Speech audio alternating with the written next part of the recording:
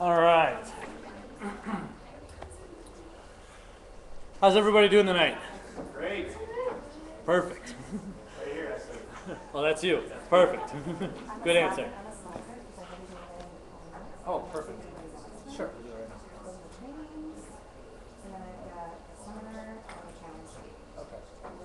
All right, we'll do some quick housekeeping. Would anybody like copies of all the schedule of all the third quarter trainings that we have? Who's going to be speaking at the different UBPs in our area, and also all the registration and contact email and phone number for all of our trainers. All right, I'm going to take one. You can take one, pass it down. If you don't want it, that's fine too. Do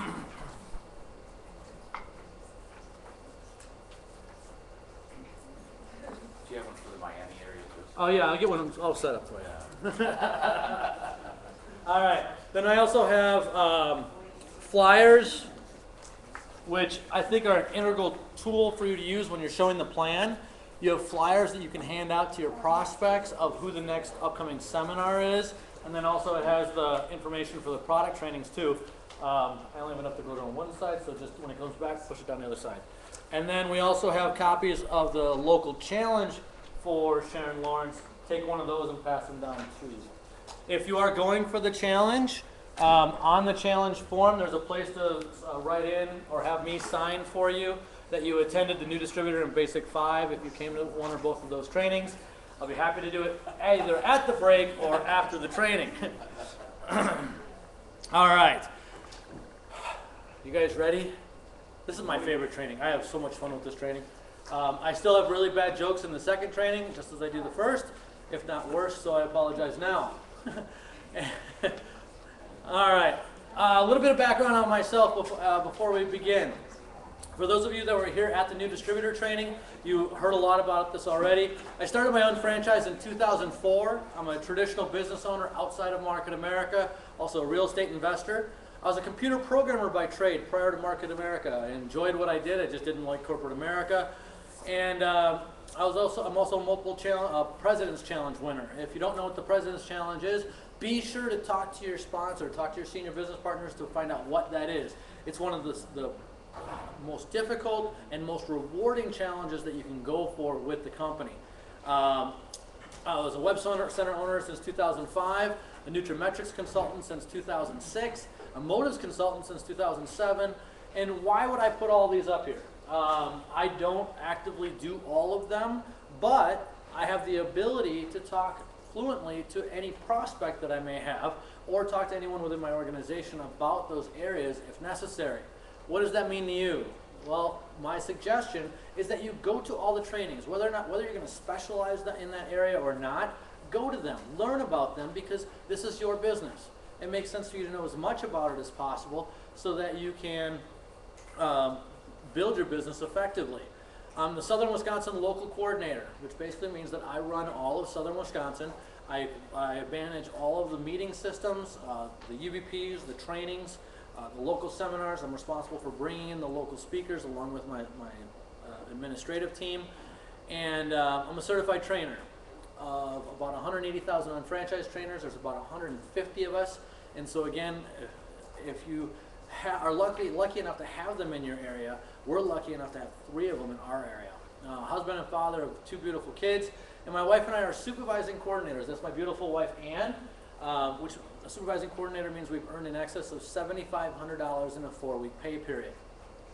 Now, just to be clear, my name is Ton, not Tom, Todd, Thank, and definitely not Frank. Why would I say that? Frank, I actually got in grade school once. It was on a printout, and they still said it wrong. So I'll put that on there too. If you ever want to know how to spell my name, it's like Thank with an H instead of a K. And it's Dombroe, not Dombroe. Yeah, some people beg to differ. Thanks a lot. And if you want to learn how to pronounce my name effectively, it's like wonton or crouton, tonsillitis, Guantanamo, Grand Teton, Baton, gin and tonic, if you're that kind of person. If you like Star Wars, it's like Tauntaun. And Market America liked my name so much they put it in most of their products, so it's like Bocatonics or Isotonics. Not even one grown, really? There's always at least one. And if you want to make it easy, it's like John with a T. So, a little bit about my story. I started buying rental property when I was a sophomore in college. Then from there, I bought a single family, then a duplex, then a 4-unit, and I'd always been a firm believer of multiple streams of income.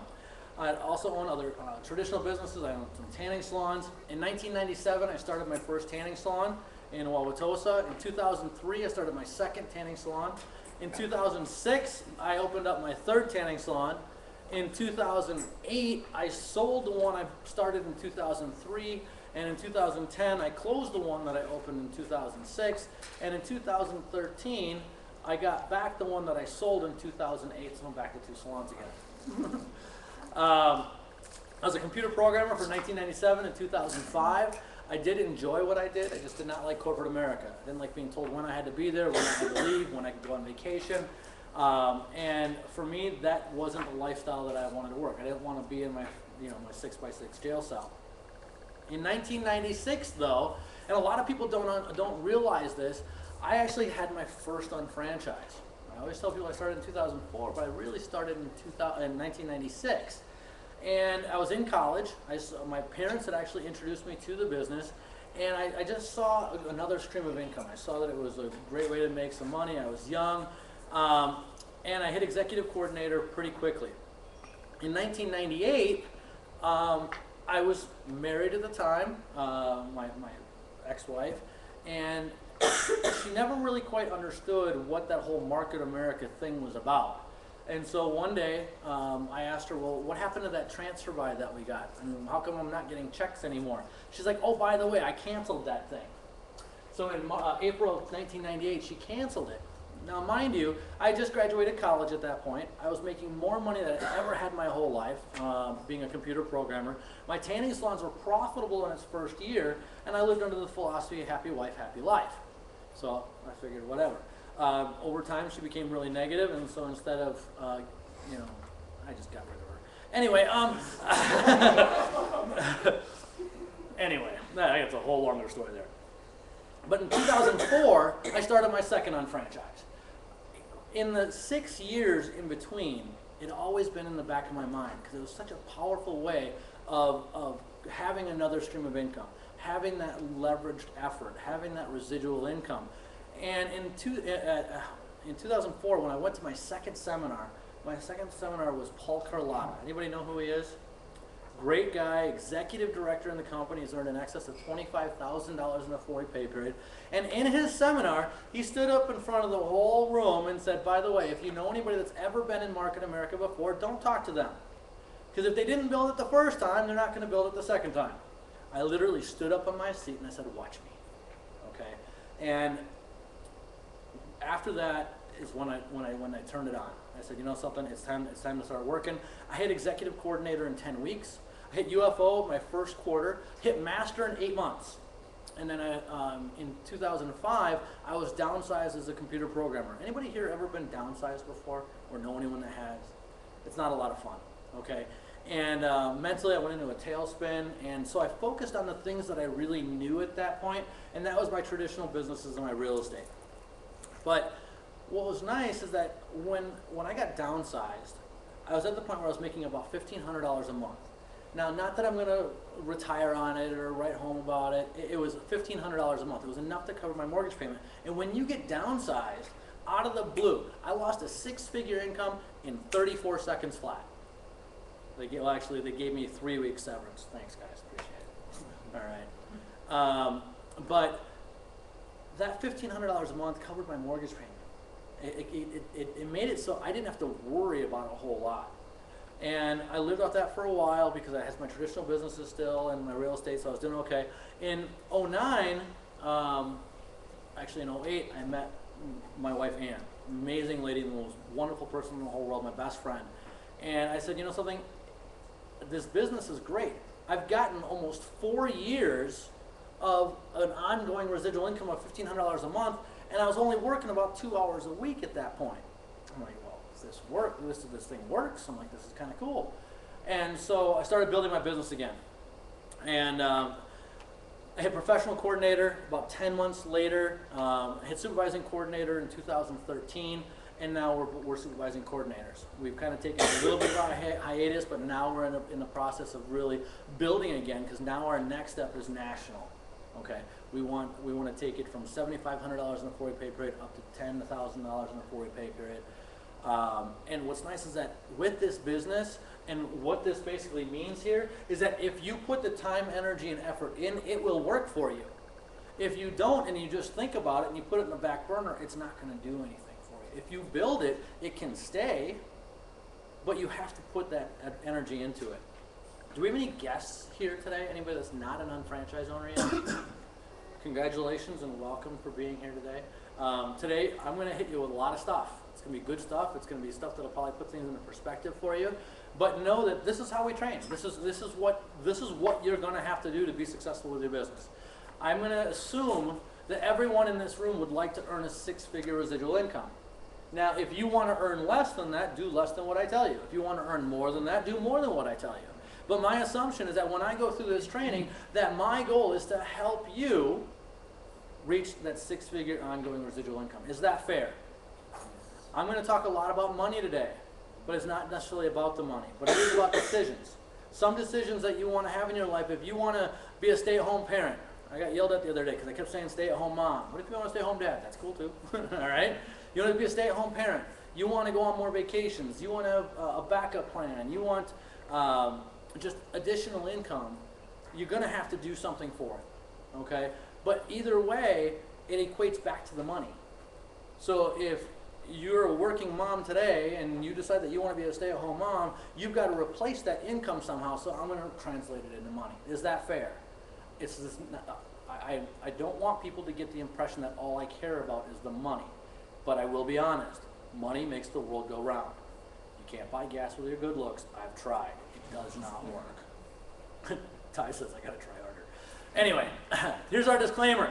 Basically says if you don't work, the most important paragraph here, in my opinion, is the success of any Market America independent distributor will depend on the amount of hard work, talent, and dedication which he or she devotes to building his or her Market America business. If I would have hit the next slide, I could have read it easier. Anyway, but you have to put hard work in. Talent, that's learned. If you're brand new, you may not have the talent yet. It's okay. You can learn it. All right, most of us come out the same way, naked, upside down, and screaming, and we are learned what we are today. Okay, it's by our surroundings, it's by what we educate ourselves on, it's about the people we're around. But that talent and who you are can change if you want this, and you can learn what you need to do. The dedication, you have to dedicate to yourself what you want to be, what you want to have. You're worth it. The thing is, are you willing to take that time that you've dedicated to something else for so long and transition that into something for yourself? We're going to talk a lot about result-producing activities today. There are 3 primary result-producing activities. They are use and share the products. All right, we'll talk about this a lot. Use and share the products, share the business opportunity, and attend and promote events. The last thing that should be on here that's not on here is you have to take action. Whatever I teach you today is going to be good, in my opinion. All right? Whatever I teach you today is what has been taught for 22 plus years. I'm going to tell you what I do, not what I've done. I'm going to tell you what I do because I believe it works. But no matter what I teach you, if you don't take action, if you don't do something with what I teach you, you're going to waste your time today. And you're going to waste your time in this business. Don't do that to yourself. You owe it to yourself, you owe it to your family, you owe it to whomever to do something, because you can. Where we live in America, we have the greatest opportunity in the world, and you have the opportunity to take advantage of it, but you have to do something. We're going to go through the basic 5 fundamentals of the business. Number 1 being attitude and knowledge. 2 being goals and a goal statement. A lot of times, we don't know what attitude to have, what knowledge we have to build this business. We have to have goals, and not only is it just goals, but it's also an action plan on how you're going to get where you want to go based on your goals. Retailing is an essential piece to this business. All right, it's not just a recruiting game. We have the basic 5 for a reason. We expect that you are going to master the basic 5, not the basic 1, not the basic 2, not the basic 3, but the basic 5. Prospecting, recruiting, or sponsoring, those are 3 separate things. It's not one action, it is 3 separate pieces. There's follow-up and the ABC pattern of building in depth. Follow-up is key. The fortune is in the follow-up. You will lose more people, whether it's prospects or customers, because you don't follow up. If you continue to follow up, it may be every week, it may be every month, it may be every other day, it could be once a year, okay? But if you don't continually follow up, you will lose these people, okay? Attitude and knowledge. The difference between success and failure is simple. The individual who succeeds simply does what the individual who failed did not do, or more importantly, was not willing to do. Everything that I teach you today, you will be able to do. I promise you that. You can do it. But the question is, are you going to be willing to do these things? Attitude precedes success. You have to put yourself in the right mindset. You have to put yourself in a place of success. Attitude comes before the money. It's not what you say, but it's how you say it. If you are positive, if you are forward thinking, and when you're talking with people about the products or about the business, they will want to follow you. But if you're timid and you're unsure and you don't know what to say, they're not gonna want to follow that. People will follow you if you are followable. Does that make sense? The best way to predict your future is to create it. Knowledge is power, right? You have to obtain it first, but then you have to use it. And the thing is, it's applied knowledge. Just like taking action. If you don't take action on the things that I teach you today, and the things that you learn from other people throughout your tenure with the business, you're not going to go anywhere. I find all too often 90% of the people think about this business 10 hours a week, but they only work 1. Right? We see it all the time. You have to do things. Attitude is developed. Attitude knowledge is developed. You're not born with it. You got to start them young. I like to start them young. This was Emma at about 13, 14 months? No, she had hair, so probably 15 months. She didn't have hair for a long time. All right, this is the old flip chart. If you haven't seen the old flip chart, it's kind of cool. You got the mall without walls, the big umbrella. That's kind of cool. Started my isotonics early. And then this is my youngest, who's now 4. Has anybody ever seen the big flip chart? We've got these great big flip charts. They stand about this tall. It's awesome. You put them on an easel, you flip over the pages, and you can draw on it. But if you don't weight it right, it falls over halfway through. All right, now we can use TVs and PowerPoint presentations. She was excited. The 2 to 3 year plan does not mean you've been in for 2 to 3 years. If you have been on board for more than 2 or 3 years, and you're not where you are, the first thing I want you to do is forgive yourself. Okay? It's okay. You can start today. All right? You can build your business to wherever you want it to be. Start fresh, start today. Okay? It does not begin when you sign the application. But put things into perspective. How else are you going to earn a significant income? How else are you going to achieve your financial dreams? What else can you do? What are your options? Don't follow these signs. 3 people looked up. All right, you can go back to school. Anybody know anybody that's gone back to school because they wanted to go into a different career, because they thought that they could make more money or they could change things, but yet even after going into school, they've incurred more debt, but they haven't gotten ahead? They didn't make any more money, or even worse yet, they couldn't find a job in the new career that they went to school for. All right, you could get another job. Go get a second or a third job. Do you know anybody that has multiple jobs? 3, 4 jobs, and they're still not ahead? So it's not about just working hard. We know a lot of people that work hard, but why aren't they getting ahead? Because they're not working smart. If you have another job, a lot of times it just causes more stress. You have less time. It's still a linear income. If you don't work, you don't get paid. More money a lot of times equates to more taxes, unless you've got a business where you've got more tax deductions. With co-workers, you have another boss that you don't know or you don't like, and a lot of times it looks like this. You got your CEO up on top, you got your managers, your supervisors, your employees, and as it goes down, everybody gets less and less happy. Looks like a pyramid to me. Thanks, Jen Aldrich, for putting this on the table today. Stolen. You can start a franchise. You know, the average franchise costs $147,000. If you want a McDonald's, it's $1 million. You want a Krispy Kreme donut, at its height, was $3 million. Really bad joke for you, it's a lot of dough. Got one smirk, that's great. See, I told you the jokes were gonna be bad. But the startup expenses. Has anybody here ever looked into a franchise before? What franchises have you looked into? Jamba Juice? Jamba Juice? And how much was a Panera to start? Do you remember? Well, they wanted you to have $5 million in liquid assets before. So you had to be rich before you started. Yep. Okay. And I want to say it was, the Jamba was about $186,000 per location, and I don't recall if Panera was going to get that far. I saw Jamba Juice had $1 million in liquid assets, so then they gave me their, basically our career manual, had to sign a non-disclosure agreement. Mm-hmm. They wanted 3 stores in 5 years in Raleigh, Charlotte, and So they told you where you had to have them. Nice. You know, I looked into a Culver's once. And again, you had to be rich before you even started. And I looked at the royalties. You know, 6% royalties. I didn't think it was too bad. I'm like, that's not 6%. I've seen worse than that. But then I got the contract. And I looked through it and I read it. There's 3% more for local advertising. Another 3% for national advertising. So off the top, whether you made a profit or not, it was 12%. That was ridiculous. And then on top of that, you couldn't hire a management team. You had to work your location yourself. So in essence, you bought yourself a really expensive job. All right? So someone else is still in control. You still have long hours. And they said, oh, a minimum of 65 hours a week is what they said. Like, no thanks. I like my 10. Leverage your home, limited income. You can start a traditional business. I looked at my traditional businesses. My first tanning salon cost me $150,000 to start. My second one cost me $250,000. My third one, I just stopped counting because by the time I was 30 years old, I was $1 million in debt. Used to joke I was a millionaire just the wrong way.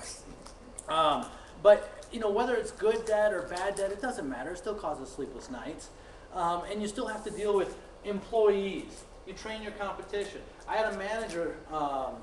Actually, I'll go back. In 2004, right after I started my own franchise, lady calls me up. I'm in Florida for a real estate seminar.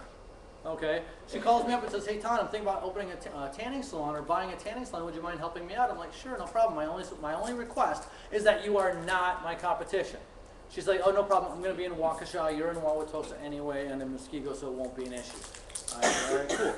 I spent probably 4 or 5 hours on the phone with her that day, and 2 years later, salon opened up two blocks down from me in Tosa. I went up there to say, welcome to the neighborhood, congratulations for starting your business.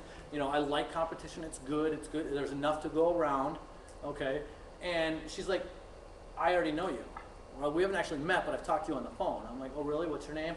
It had been a couple of years, I didn't really think twice about it. She's like, oh yeah, we spent a couple hours on the phone, and you helped me out. I said, oh, thank you very much, have a great day. I walked out, I literally trained my competition. What's great is that since then they've had 4 owners, so I must not have told them everything. Anyway, and then employees. Anybody here a business owner or have been a business owner with employees before? It's fun, isn't it? Just today, this morning, get a phone call from one of my employees, 7:35. She doesn't leave a message. I'm like, okay, great. 8 o'clock, I get a call from my manager. Oh, the employee's not coming in. And in my salon, there's only one person working.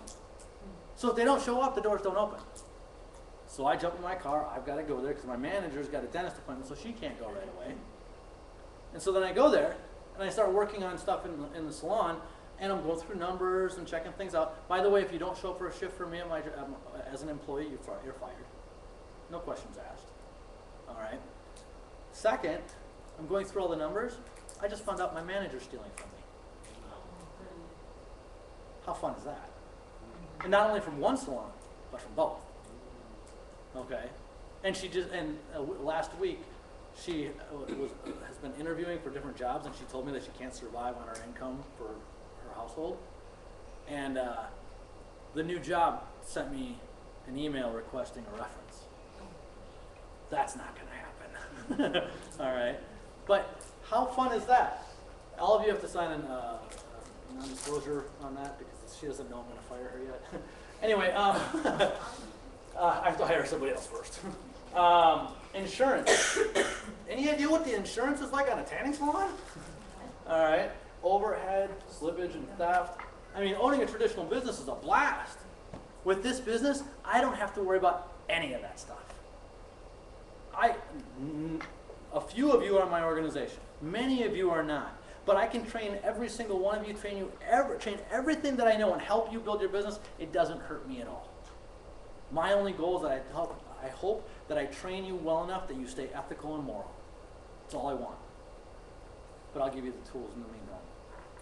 But if Market America is so great, why doesn't everybody make money? You ever wonder that? Why isn't everybody in front of the room? Now, granted, we have more people in the front of the room than any other company that you'll find.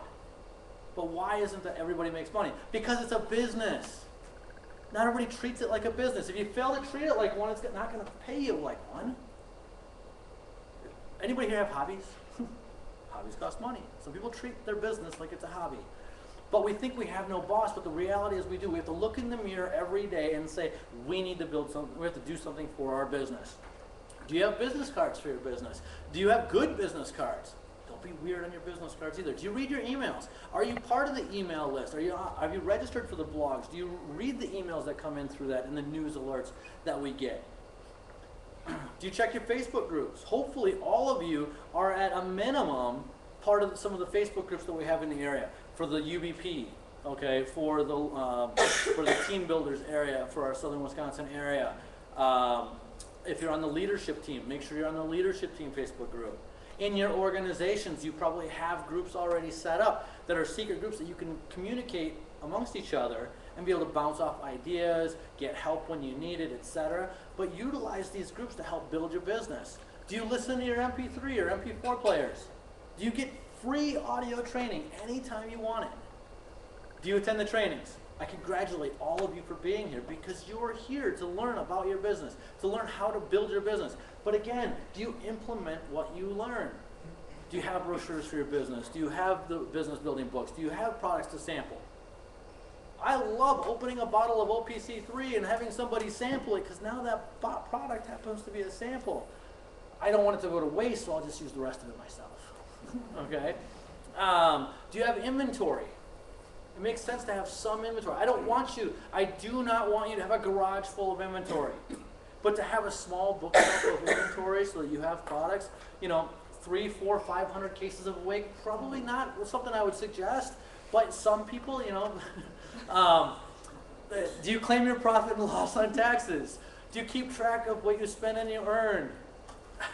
Sorry, Alex. I tried to keep a straight face. I just couldn't do it. Do you record your sales and use taxes? But how often do you close your doors? This is a business, but if you have your own business, it's like, well, I'm only going to work 6 hours a week. But do you close them all the time because it's too cold outside or too warm outside, it's too early, it's too late, it's the holidays, so I can't work, it's summer, surprise, it's not ever going to be summer here. The kids are so busy with school, I don't have time to build my business, I can't do it today. The kids are on break, and you know how that is, I got to spend time with the kids, no one to watch them, I can't build my business now. I need to be home, my spouse is working. Okay, my spouse is off work, so I need to spend time at home. Why do people keep making these excuses? The reality is they are just excuses, and people are lazy. You wanted me to tell you the truth. I'm telling you the truth. There's enough hours in the week that you can find the time to build this business. 168 hours in a week. Can you find 8? Okay? If it takes us all a half hour to eat every day, eat in 15 minutes, you'll still have enough time to build your business. But it's a choice. It is a choice. But do you realize what we really have? We get awards from the Better Business Bureau on ethical business practices. You don't see that in the network marketing industry. Okay? Do you want to have the credibility of the business? Well, we do. Tell people about it. The 45-year plan. This is what we're all brought up to know. Go to school, get a good education, go work for somebody for 40, 45 years. You take care of that company, and that company will take care of you, right? Not so much. That didn't work for anybody in my generation. I haven't seen anybody. I didn't really see it work for my parents' generation. My grandparents, it kind of worked for it. My grandpa, worked at Briggs, got a great pension, passed away, still took care of my grandma until she passed away. Okay? But I haven't seen it anywhere else since. But in that 45-year plan, what are the statistics? When you see this at the UBP, this is not something that we make up. This is something you can find on the internet. Go to the Social Security Administration website, HUD.gov, Dorn economic tables, insurance actuarial tables. It all says the same thing. 1% are wealthy. I call them your one-name people. Oprah, Tiger, Jordan, Elvis, dead or alive, still made $30 million last year. I think he's alive. He's in Vegas. You were just in Vegas. He's there, isn't he? Right? My wife's pushing me to go to Vegas. I'm going to go see if he's still alive. That's the only reason I go. All right? 4% are financially fit, which basically says at retirement, they can continue to live the same lifestyle that they did prior to retirement. But these are where the numbers start to get serious. 5% are still working. But that number's on the rise. At 65, 5% of the people are still working, but look around, who do you see working during the day? Grandma and grandpa? Not because they want to, but because they have to. Now, don't get me wrong, there are some people who say, I like people. I like people too. But at age 65, I like them on cruise ships, golf courses, Vegas, and not being the greeter at Walmart. Now, some people will say, well, I like people. I like people too. But at age 65, I don't want to be working anymore. That doesn't make sense. Why do we wait till our golden years to enjoy life? Well, they like people. I'm sorry, but if you had all the money that you needed, would you really be working at Walmart? You're doing it because you have to. 28% are dead. I joked they weren't taking their health and nutrition products. That was supposed to be funny. All right. But what's unfortunate is at age 65, a lot of people work until they die. They don't get to enjoy their golden years. Because to me, retirement is not an age. Retirement is a time when you have enough money and enough time to do the things that you want to do. That's it. So if you've got money out of the way, you've probably got some time, right? With this business, in any 2 to 3 year period, you can create whatever income that you want to. Guaranteed. 62% are flat broke. I don't know what flat is, but it's definitely broke. By definition, you couldn't write out a $500 check without robbing Peter to pay Paul. You're financially or physically dependent on somebody else. The scary thing is, I'm 40 years old. I know a lot of people already in that position. My question to them is, what are they going to do different? Because whatever they've done so far has gotten them to that point. Wouldn't you agree? But if they want something to change, they've got to do something different. Hey, if you guys want, pull the table inside. Come join us.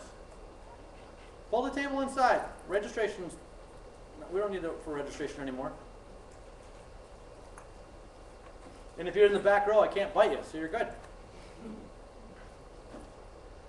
So what I wanted to know is, what did the top 5% do to get there? Well, 74% of them own their own business. Now, I don't mean being self-employed. You probably know a lot of self-employed people that do very well. But if they stop working, they're going to stop getting paid. It's still a linear income. What I'm talking about is being a business owner, that when you wake up in the morning, you can either roll over or roll out and still get paid. That's leverage. What ends up happening in this 45-year plan is that 95% of the people spend up to 45 years of their life making somebody else rich, making somebody else's kids go to college, sending somebody else's kids and family on vacation. Okay? Letting them live in the big $1 million homes. How does that, when you go to work tomorrow morning, tell me how that feels. All right? But if you're working for somebody else, you are making somebody else rich, period. How many, let's put it into perspective. How many wealthy business owners do you know? Let's say you know 4 or 5, right? On average, you know some pretty good wealthy business owners. How many wealthy employees do you know? I will bet you that you know 5 business owners, every 100 people that you know that are doing well. 1% maybe of employees are doing okay financially, time to retire. It usually doesn't happen. I've talked to tons of financial planners. And they typically say that 99% of people are in no position to retire, ever. Because if you're not saving $1,000 or more a month, you're probably not going to retire. Why is that? How are you going to have that money? Let's look at a 10-year treasury bond, okay? You look at a 10-year treasury bond, if you want to earn a six-figure or $109,000 a year at about 2% interest, because that's all you're really going to get right now in savings, right? If you've got a great investor, you might be able to do a little bit better. You'd have to have $5.5 million in the bank to make a six-figure income. But let's back it down a little bit. Let's say you just want to earn $300 a month. What are you going to do on $300 a month? Not a whole lot, but an extra $300 a month, $3,600 a year, you'd have to have $181,000 in the bank to make an extra $300 a month residually off that money. Let's go to $1,500 a month, $18,000 a year. Almost $1 million in the bank. So you're telling me after 10 months of building my business and getting it to $1,500 a month, I had an asset worth almost $1 million already. That's cool. Because how long would it have taken me to save $1 million? $900,000. Take my gross income, okay? 6 figures, take away taxes, take away my mortgage, take away all the other expenses, and then what's left over, I have to save to $900,000 a year, or $900,000. Probably not going to happen, ever. Now let's go even further. One business development center. I'm not talking 3 or 5 or 48 like Elizabeth Weber, but $2,100 a week maxed out. $109,000 a year. That's $5.5 million in the bank. So if you build it to $1,500 a month, that's a little bit easier than saving $900,000, wouldn't you agree? So put things into perspective. I will also tell you this, and I'll probably say it a few more times today. You want to make 6 figures in this business. Identify 2 people on your left, 2 people on your right that want to go to $1,500 a month, and when they're at $1,500 a month, you're at 6 figures. That's how easy it is. You just have to go do it. We are independent distributors, not dependent distributors. When you came on board, you did not sign a dependent distributor application agreement. You're an independent distributor, okay? What I suggest to you is that you go pro with your business. If you have not read this book yet, I strongly suggest reading it. It's by Eric Worre. But he says in that book there are 3 types of people. They're the hopefuls. They work their business like it's a lottery. They're like, hey, hopefully I'm going to hit it big. They're the amateurs. Actually, it's not really even called hopefuls. It's actually posers, but I didn't really want to say that here. But anyway, there's amateurs. They focus on different things like luck or timing, or they're going to try to find the shortcut to the 2 to 3 year plan. Guess what? The 2 to 3 year plan is the shortcut. You can do more to make it go faster, but the stuff that you have to do for the 2 to 3 year plan is the shortcut. What I want you to do is become a professional. Become an expert in what you do, which means you have to learn. But beyond learning, you have to do, because the more you do, the more you'll learn. The person that's an expert in the skill required to build a large and successful organization. Now, if you are committed, this is what I'd love for you to say to your senior business partners. And I put upline here because it fit in the line better. All right? But this is what I'd like you to say. I want to thank you for this opportunity. I appreciate it. Getting into business for myself was important, and I appreciate you introducing me to a company that you believe in and that I now believe in as well. But from now on, when it comes to building my business, I will use you as a resource, but never as an excuse. I may call on you from time to time, but if you're available, that's great. If you're not, that's okay too.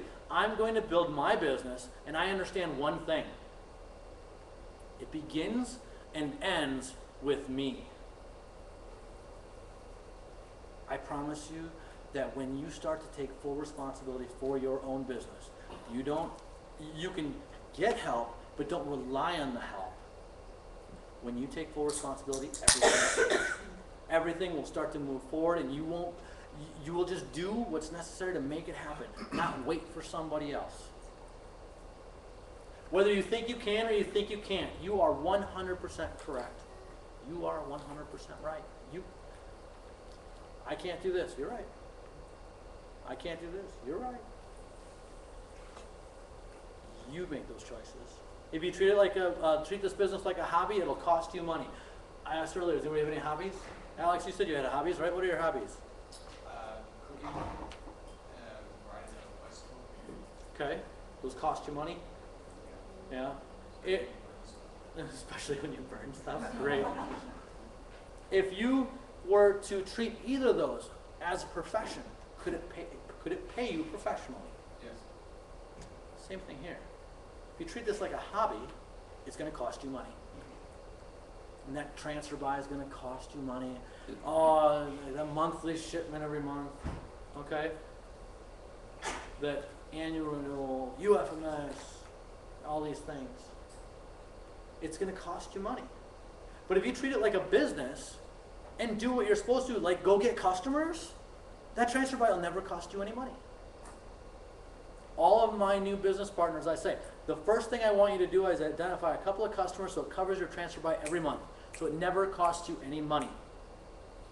Then over time, you can transfer that over into the stuff that you're going to use on a regular basis. But in the beginning, I need you to be in the black, because I don't want this business to ever cost you any money. If you own a business, what's your goal? Make more money than it does cost you to run that business. That's the goal. Well, that's what you want to do here too. You have to treat it like $1 million business. Owning a business is not a game, a hobby, a thing, or a job. It is a lifestyle. One of my tenants calls me up and says, my furnace is broken. Can I just forget about it and keep going on my day? No. My employee doesn't show up for work this morning. Can I say, well, I just close the doors? I can't do that. It's a lifestyle. I got to go take care of it. I got to go do whatever's necessary. Do you do what's necessary when it's time for your business? It is a lifestyle, and it's okay. My tanning salons do not consume me every single day.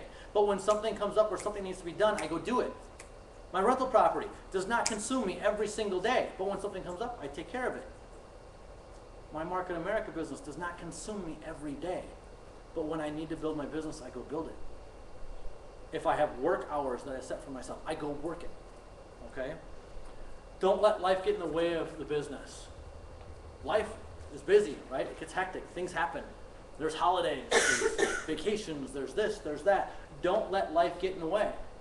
You will have financial struggles in the world. You will not have financial struggles at times. You know, you will have scheduling obstacles. You won't have scheduling obstacles. But the thing is, you have to not let life get in the way of your business.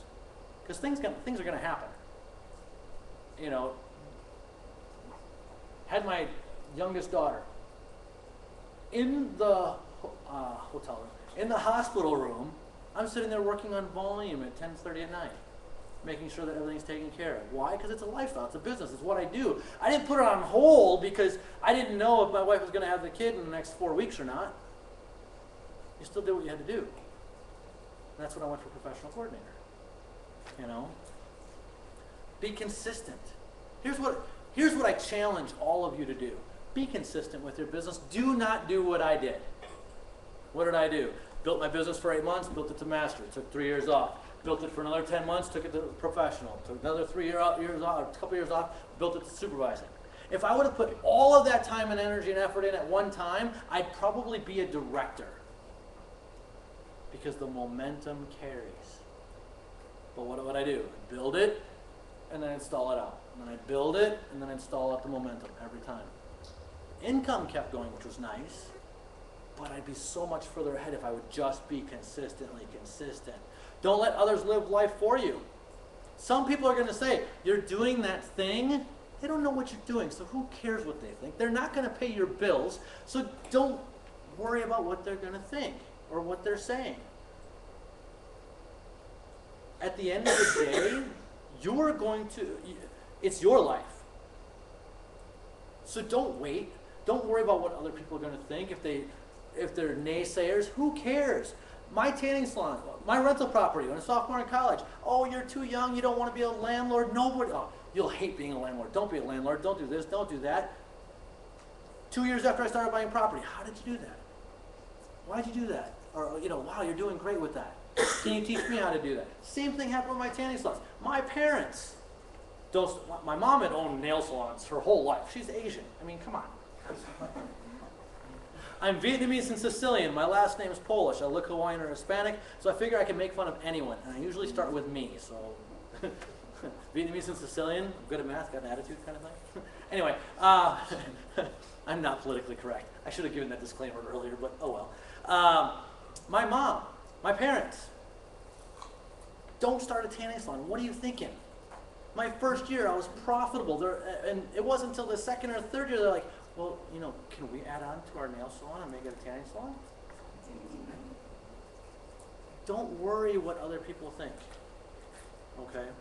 Because if they're going to follow you, they're going to follow you. If they're not, they're not. But my parents don't pay my bills. My friends don't pay my bills. I've got to pay my bills. I've got to take care of my family. I've got to live the life that I want to live. Okay? And it's up to you to take control of your future. And don't get stuck on the dot. Because there will be things that happen in your business. Guess what? People are going to no-show for an appointment. Some people aren't going to reorder the products. It's okay. But people will come on boards. People will buy more products. People will become customers. You will hit pin levels. You will reach the goals that you want to. But if you get stuck on the little things that happen in the meantime, you're never going to go anywhere. Dan, you're an accountant. You see a lot of businesses, right? You probably see a lot of ups and downs and hear a lot of stories. But if they quit, if they just get stuck on that, their business probably never goes anywhere. Wouldn't you agree? But if they're proactive and they move forward and identify the issues, but then build, they begin to flourish. But you can't get stuck on the dot. And I don't care if it's a traditional business, I don't care if it's a marriage, I don't care if it's this business, you cannot get stuck on the dot. You have to move forward. We have an incredible training system that's going to help you move forward all the time. And for those of you, it's called the NMTSS. It's the National Meeting, Training, and Seminar System. It's a cohesive system of meetings and seminars and events that provide new and established distributors with individual learning opportunities that contribute to thorough, standardized, and effective training. Use the system. Don't rely on the system, but use the system when appropriate. What are some of the components of it? The UBP, Dawn Hands, is our UBP coordinator here in Brookfield. Give her a round of applause for putting on a great presentation every week. Utilize those. How many people can you bring to a Tuesday night? My first 8 months in the business, I worked 6 hours a week because I didn't know what I was in yet, okay? But I did know that I could let other people do a lot of the work for me. So I worked 6 hours a week. I worked 2 hours on Tuesdays and 4 hours on Sundays every week. Didn't know what I was going to do, but I knew I was working those hours. So on Tuesdays, the only thing I did is I talked to my friends and family and I said, look, show up. I don't care if you're interested or not, but show up. Once you see what I have, if it's for you, great. If it's not, that's cool. Maybe you can know somebody else that might be interested. That was it. That's why I got activated the first week, because I got people there. I did HPPs, got people in front of the business plan as fast as I possibly could. I didn't know if they'd be interested. I didn't try and talk them into it. I didn't try and tell them how great it was. I'm like, just take a look. They're my friends. If they didn't want to come look, that's their own fault. Okay? Sundays, when I worked my 4 hours, I would go to Tom Kerr's church, go pick him up from church in my big blue Dodge truck that the license plates were Tasty Tea. That was funny as all get out. The little guy, really religious, really funny. He'd just shake his head every time he got in my truck. Anyway, so I pick him up, and for 4 hours, we would go show the plan. He'd say, you've got me from 1 o'clock to 5 o'clock. Book as many appointments as you can. So we'd book them every hour and a half, so, you know, whatever we could. And we followed up on the Tuesday nights. That's all I did. I didn't have time to do anything else. I was still working 60, 70 hours a week. So I plugged people into the UBPs. I leveraged that. Go to the trainings. Bring your new people here as fast as you possibly can. Get them to see what you know. Get them to see what you already understand. Because if they don't have the tools to go build their business, they're never going to go build it. So get them here as soon as possible. Go to the new distributor training. Go to the basic 5. Go to them often. I I was able to go to 36 trainings my first year and never get bored because I always had somebody new, whether it was my personally sponsored or new people in my organization that I could go with. And with Ty's laugh, it was hard not to come and have fun. All right, executive coordinator certification training, the local seminars. The next 3 are absolute requirements without a doubt. If you're working, this is what you're doing, no matter what. Local seminars, September 6th. September 6th, Sharon Lawrence. If you are at all even mildly interested in building your business, it's a requirement. If you are only on board to get your products at wholesale and maybe retail a little bit, I might give you a little slack, but don't expect my help. If you are that person, make sure you get to the general product trainings the next day. All right? After that, I'll go through those there later. MA World Conference, which is in Miami, Florida in February. We live in Wisconsin, guys. Miami, February. Do you really need a reason? International Convention. It's coming up.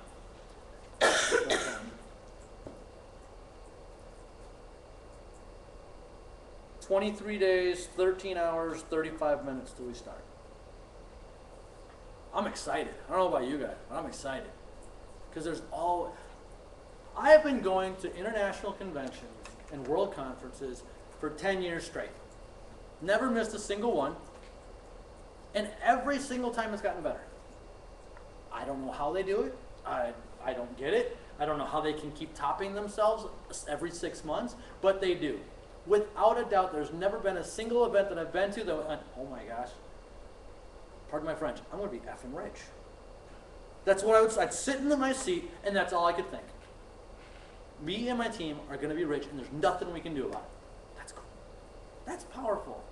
Because they give us the tools, they give us all these different innovations, they give us new products, things that are going to make it so we can't help but be successful if we just implement what we learn. Absolute requirements. With the UBP, work smarter, not harder. You know, when you get there, book the meeting. This is what you want to plan for a UBP. This is what you want to be thinking. It should be going through your mind for every UBP. Book the next meeting. If you go to a UBP, you bring a guest with you, and you do not book a follow-up, you have failed. I'm going to tell you how it is. You have to book the appointment. Even if it may get rescheduled, book it anyway. Oh, but I'm going to see that person tomorrow at work. I'll just schedule it then. No. Book the appointment. It's appointment to appointment to appointment. Because if it's booked, it's more likely to happen. If it's not booked, it's not as likely to happen. Doctors, dentists, chiropractors, whoever, do they book appointments or they just say, come in when you want? They book appointments because they want you to come in.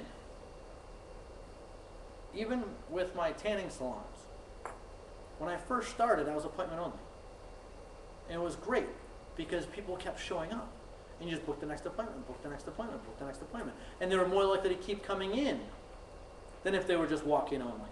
We got some people that come in for convenience, but now that I'm just walk-in only, I have less people that come in on a consistent basis. Same thing with this business.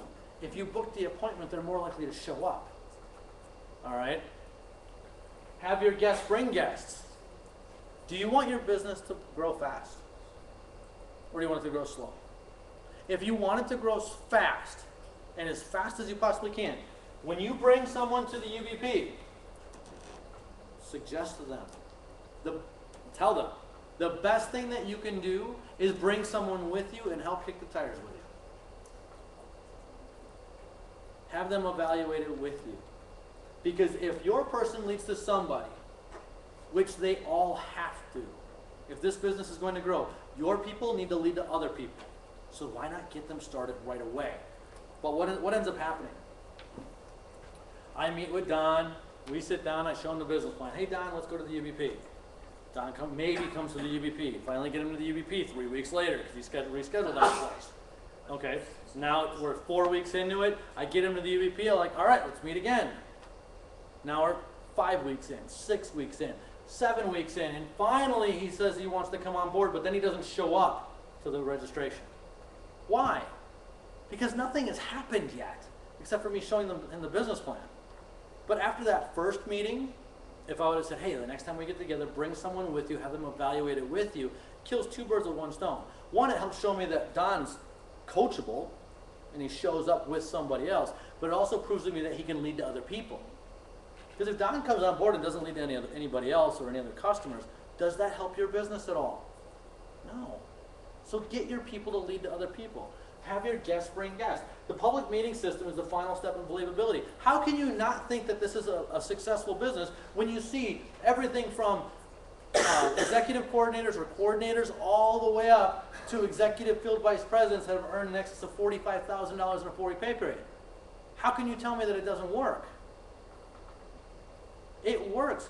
Bring people to the UBP and it'll prove to them that it does. You're skeptical people, bring them. If you have someone that's skeptical, no matter who's showing the plan, put them in front of me. Put them in front of Shane. Put them in front of Jim. Put them in front of Ty. It doesn't matter who it is. And we'll prove to them that it works. They just have to show up. Attendance with or without a guest is a must. I see a lot of faces in here that I don't see on a regular basis. Now, some of you are from this area, so I get it. All right. But if you have a UBP in your area, you should be at every single UBP. Couple of reasons. If you're new, it's the best place for you to learn how to show the plan. Can everyone here show the plan? I'm not seeing a whole lot of yeses, but I see some yeses. That's a good thing. But everyone in here should be able to show the plan. And even as a guest, you can show the plan too, because we have something called videos where you can push play and let someone else show the plan for you. That's powerful. Because as soon as you don't have to rely on someone else to show the plan anymore, you can take your business to whatever level you want to. But if you don't know how to show the plan, you don't know what to say, what you need to do is you need to get yourself to the UBP every week with or without a guest. Because then you can start to take notes. If you've got a plan book. Oh, I switched bags. You've got a plan book, flip chart. Almost every page that's in the flip chart is at the UBP, right? So take one book, use that book every time. Take notes in it. Take notes of what you like, what people say on that particular page. And when you do that, you'll get good at it yourself. Don't do what I did, because you can do it, it's funny. When I started my business, it was Ty, Jim, and Norm. Those are the three main speakers all the time. And so what I did is I took notes on all three of them all the time. And so when I started showing the plan, I used Ty's jokes, Norm's jokes, and Jim's jokes. So I had a 3-hour plan. It was hilarious. But I knew it. I knew the information. Okay? Once you start to develop your own plan with your own stories, it's when it really starts to become powerful. Business attire. I'm in jeans. This is a training. This is okay. I'm also in jeans and my boots, which I'm normally not in, only because I'm on the Harley today. Okay? But normally, at a UBP, I'm in a suit. There was one week I tried to not wear a tie at the UBP. I tried. I walked in, had the tie in my jacket, and I said, I'm not wearing a tie today. Couldn't do it. Before the UBP started, I put my tie on. Why? Because it's my business. It's something that I'm proud of. I want to dress the part. Not to mention, I was the UBP coordinator for a long time. Now I'm a local coordinator. And I want to set the bar. Don't you want to set the bar for your team? So however you dress, you can bet that your team will dress one little step down one from that. Okay? Until they become the leader, and then they'll bring the bar back up. Okay, so it's up to you to set the pace. But please, no jeans, hats, shorts. Let your guests know. It is incredibly professional to go to your guest after you've shown them the plan and said, okay, on Tuesday night when we get together at the UEP, I want you to know that it is business casual or business attire. When I talk to them, I tell them, I will be in a suit. Doesn't mean you have to be, but please, no jeans, hats, or shorts, etc. It's summer, okay? You have to tell people these things. The worst thing that can happen for you is that they show up in a t-shirt and shorts and a hat backwards, and they feel uncomfortable because everybody else is dressed up. Don't do that to them. You have to tell them that. It's out of respect. Don't get up for any reason during the presentation. Why would you not want people to get up during the presentation? It's a little bit distracting, isn't it? Somebody gets up, they walk to the back of the room, almost everybody turns their head and starts looking at that person. But the thing is, whether you're a distributor or not, the people that are sitting in the room do not know why you're getting up. And those people, they could be new on franchise owners, they could be guests. They don't know that you've got ED, explosive diarrhea. Okay. I say that out loud? I did, didn't I? If you ever want to get out of work, just tell me you have ED. Explosive diarrhea. They'll tell you to stay home. All right? I didn't say that out loud either. I'll erase that out of the video. Anyway, you heard it in the hallway. Fabulous. But if you get up, the guest doesn't know if you're a guest or a distributor or why you're getting up. They're like, well, why is that person getting up? Are they leaving? You know, are they not interested? What might it be? And it's just outright distracting. I'm not worried about it being distracting to the speakers. We don't care. You want to get up, you get up, but that doesn't affect us because we've been doing it long enough. I'm more worried about it affecting and disrupting the people around you. So please don't get up for any reason. Be alert, look interested, be excited. Give eye contact to the speaker, okay? I can't tell you how hard it is when I've got people in the front row with their arms crossed, you know, face down, not paying attention. That makes for a difficult plan. Not because, you know, we feed off of the energy of the crowd, all right? And if you ever see me show the plan, tomorrow night I'll be doing the intro, Shane will be doing the plan. And during the intro, I usually bounce back and forth from one side of the room to the other. But the reason I do it is more because I want to go to the side of the room that's giving me the most energy. Because I want to give the best presentation I possibly can. Because who do you work for at the UEP? You're working for the speaker, making sure that you're attentive so that we, you know, we're not going to take it personally, but at the same time, we still want to do a good job. The speaker is working for you and all the guests that are in the room. We are trying to do our best every single time to help get your guest to the next step. Whether it's coming on board, whether they're not interested and they want to just buy products, you know, whatever it may be, we're trying to do whatever we can to give the best presentation. So please help us out. No talking, whispering, reading, sleeping, knitting, drooling, etc. All of these are up here for a reason. I've seen them all. Somebody was knitting in the back of the room during a UBP. Please don't ever let me see you do that. All right. Drooling. Someone was actually sleeping and drooling. I couldn't help but laugh. That was funny. But the talking and whispering, no matter how quiet you are, everybody can still hear you. That was fun. Perfect timing. The reality is, if you're whispering, people can't help but eavesdrop. I mean, it's hilarious sometimes. I used to have texting on here, but nowadays more and more people are using their phone for taking notes and things like that, so I usually don't say that as often. But I remember when texting was just popular, before really all the smartphones came out, I actually saw somebody fall out of their chair looking at somebody else's text messages trying to read it. Okay? That was really funny too. Turn off your cell phones, no texting, you know, like I said. If you can turn off your cell phone, great. If you can put it on silent or vibrate, even better. But just try not to be disrupting to the people around you. Hold all questions until after the meeting and don't ever correct the speaker. We have a lot of different speakers in the front of the room, okay? And everybody's come from a different background. They've heard different things from different people. And, you know, for some of us that have been around for 10, 12, 18 years, some of the facts that we know from before, we still say, even though they may have been upgraded and changed today. So instead of saying we have over 4,000 partner stores, now we maybe say we have over more than 3,000 partner stores. So what? Okay? And don't try to correct the speaker, and don't do it to your guest right away either. Because you want to give all the credibility you want to keep the credibility with the speaker in front of the room for as long as you possibly can. hold all the questions because a lot of times we will answer questions ahead of time. We're actually really good here in Brookfield because Dawn does a great job of making sure at the beginning of the meeting before we start, you know, please turn off your cell phones. If you have any questions, write down any questions that you may have, turn to this person who brought you and have them answer at the end of the night, that kind of thing. So we have a lot of things that we already take care of here, but, you know, let your guests know. If you have a question, just write it down. The other thing that I see a lot is that the guest will have a question. They'll lean over to the person that brought them and ask the question, and then they sit there and talk about it for 5 minutes while they're missing the next part of the presentation. All I do is I'll lean to my guest and say, great question, write it down, I'll answer it when we're done.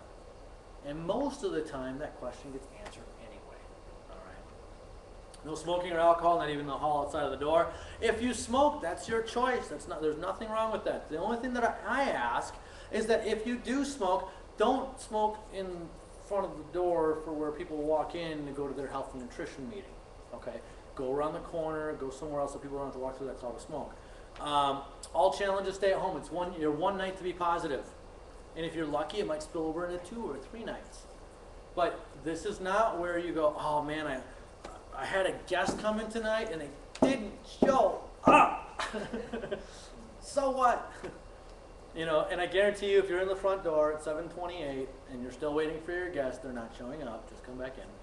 All right? It's going to happen. But that's not, if I'm next to Dawn and I say, yeah, I was supposed to have a guest that came tonight and they didn't show up, I'll probably talk about that level anyway. How many more people can hear me? Even if I talk quiet, you're deaf. It's all those rock bands you were in. Don did have longer hair. I promise you that. I've seen pictures. But don't be negative at UBP. I don't care if it's before or after, don't be negative. You go to the bar, don't be negative. You have a problem, you have a challenge, you call the person, you call somebody hours before, or you call them the next day, and that's when you discuss it. Because that's what's necessary. You never know who's listening. Okay? Stay seated when the speaker closes. This starts the meeting after the meeting. A lot of times when I show the plan, be prepared. Because at the end of recognition, a lot of times I will send you back to your seats before I finish. A lot of times I won't bring up coordinators and coordinators too because I want to get people back to their seats faster. Because what happens at the end of the meeting if I close and everybody's still up here? All of a sudden everybody's still seated, stands up right away because these people are already standing. The most important part of that whole night is the meeting after the speaker closes and setting that next appointment. All right? No children at UBPs or seminars. I love my kids. I think my kids are really cute. I'm biased. I'm a dad, that happens. But they don't belong at a UBP. They don't belong at a seminar. Okay? The meeting was a success if you booked the next step, which is always an appointment. If you can't be positive, then just please be quiet. All right? You're going to have gripes. You're going to have problems. Things are going to happen. It's okay. Just not Tuesday nights. Not at your UBP. You have a problem here tonight? Hey, voice it. We'll go through it. We'll see if we can help you. All right? But utilize the bullseye concept. Start at the one-on-ones. This business is built across the table. Don't rely on waiting just for the UBPs. I had 0 time, so I focused on that, but I still did one-on-ones on Sundays.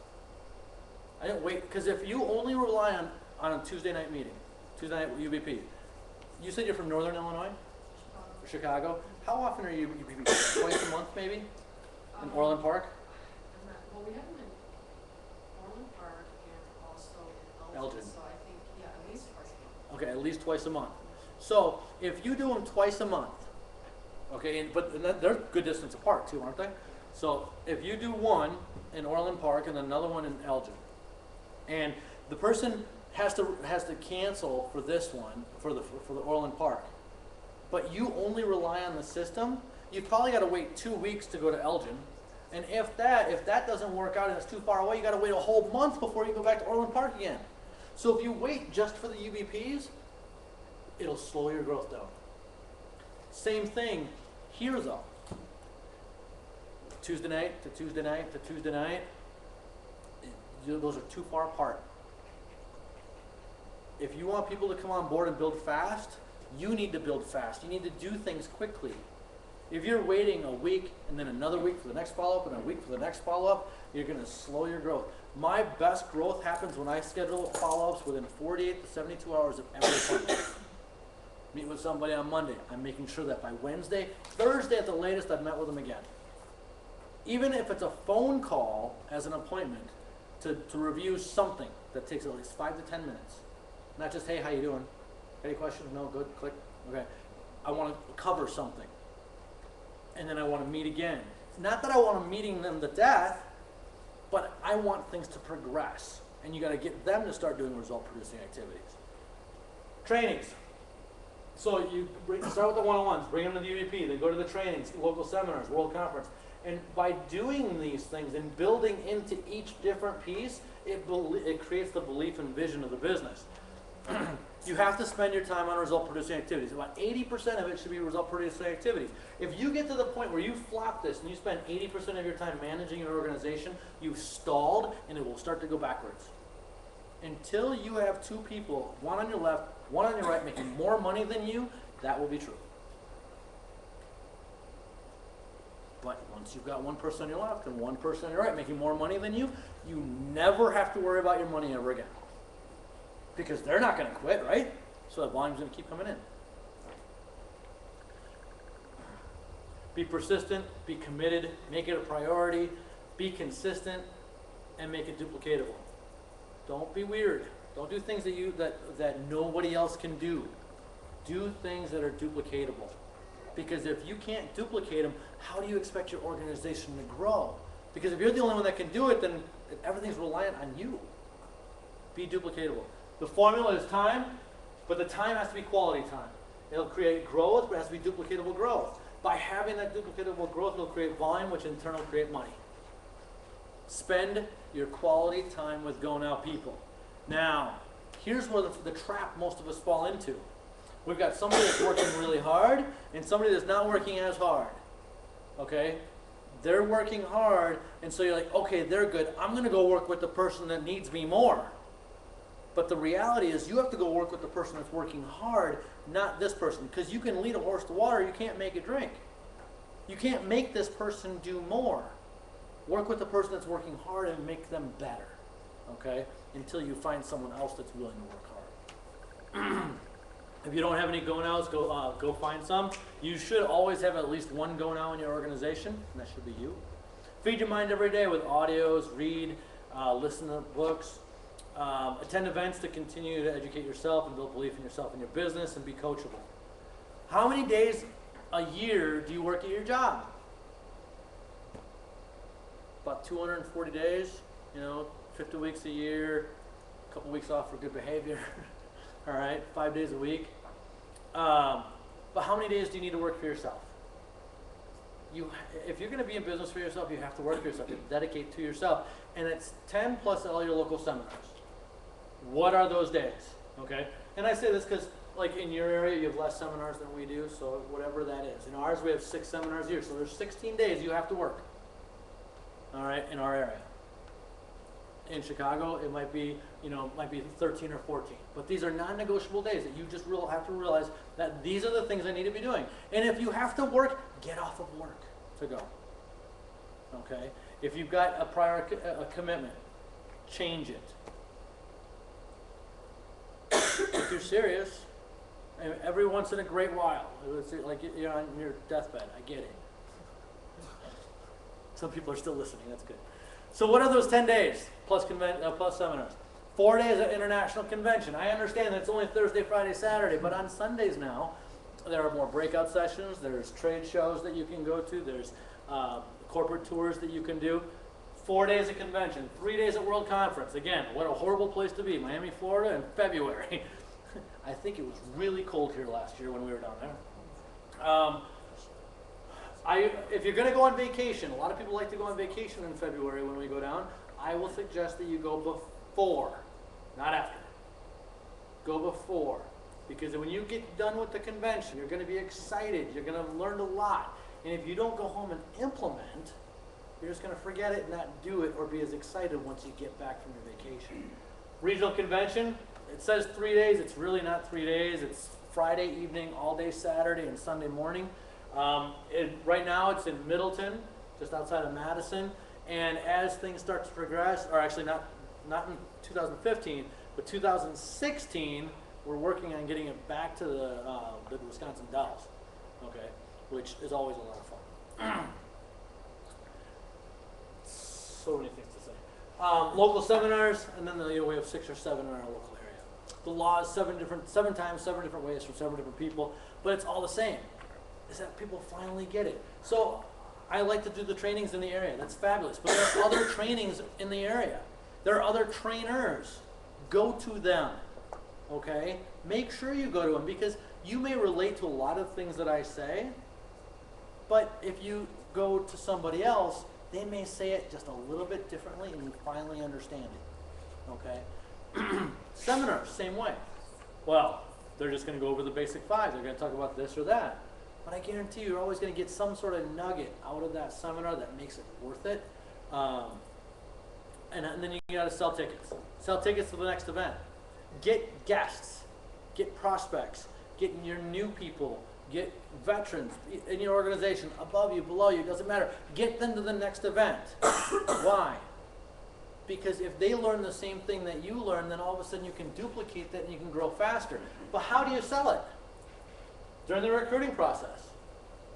If I have somebody that I'm working with the business, and they've seen the business plan, and it's time to do a follow-up, and I've got a seminar coming up, okay, great. The next thing that you need to do is you need to get a ticket to the next event, because Sharon Lawrence is coming in. She's going to be a phenomenal trainer. She's a director, $1 Million Club member, and you'll be able to learn the nuggets that you need to be successfully run with your business. Or you'll be able to learn the nuggets that you need to accomplish the goals that you want. And that's where I will talk about in prospecting and recruiting how important it is to know what their why is. Because if you use their why, they'll be more willing to do it. At the registration appointment, if I personally bring you on board, my requirement, not an option, my requirement is that you have a ticket to the next local seminar and the next convention. No ifs, ands, or buts. If you do not, I will not bring you on board. Why? Because if you don't go, anybody, if you come on board today and you're not going to convention, anybody that I show the plan for you from now until convention, you will not bring up convention and it will not duplicate. If you don't buy a ticket to Sharon Lawrence, anybody we talk to about the business will not buy a ticket to Sharon Lawrence because you haven't bought one yet. You haven't made the commitment to go, so why would they? So it's a requirement. I'll give you to somebody else in my organization. They can sponsor you if they want to. But I won't work with you. Why? Not because I want to be mean. I want to ensure your success. So I'm going to set you up correctly. So Cam came on board Friday, right? Came on board, saw a picture on Facebook, had a ticket to Sharon Lawrence and a ticket to convention. He made the choice on Friday to go. I congratulate you for that. Congratulations. That's awesome. How about a round of applause for Cam? Can't you clap harder, Daniel? No. He sliced his thumb, so he can't clap real hard.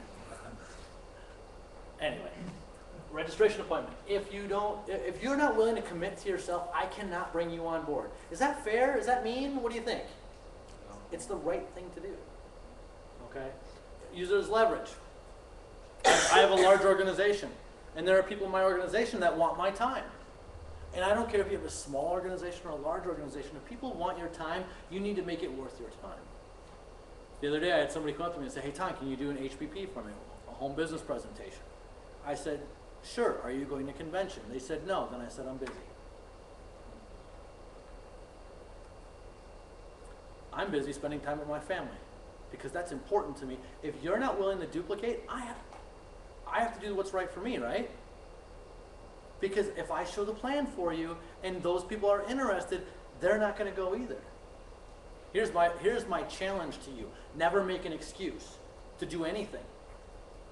Memorial Day 2005.